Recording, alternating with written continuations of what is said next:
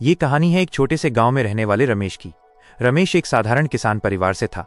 उसका जीवन रोज खेतों में काम करने और परिवार के लिए संघर्ष करने में बीतता था। लेकिन रमेश के सपने बड़े थे।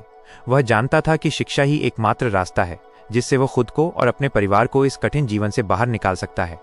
उसने अपने गांव के पास के एक छोटे स्कूल में पढ़ाई शुरू की। पढ़ाई करना उसके लिए आसान नहीं था।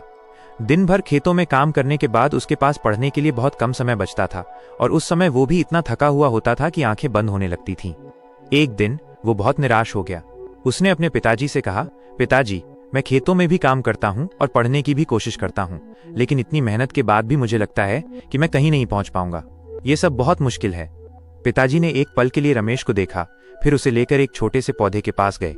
पिताजी ने कहा, रमेश, जरा इस पौधे को देखो। जब मैंने इसे लगाया था तो ये एक छोटा सा बीज था। इसे रोज पानी देना पड़ता था, धूप से बचाना पड़ता था। क्या इसे बड़े होने में एक रात लगी? रमेश ने कहा, नहीं पिताजी, इसे धीरे धीरे बड़ा होने में समय लगा।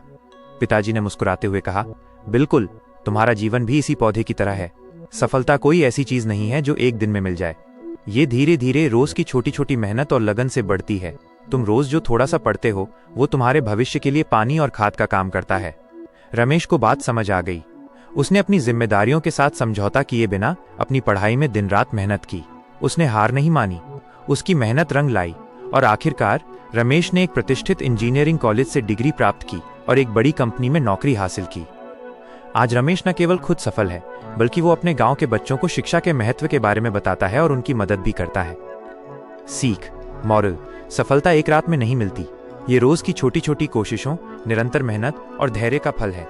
मुश्किलों से घबराओ मत, बस अपने लक्ष्य की ओर रोज थोड़ा सा आगे बढ़ते रहो।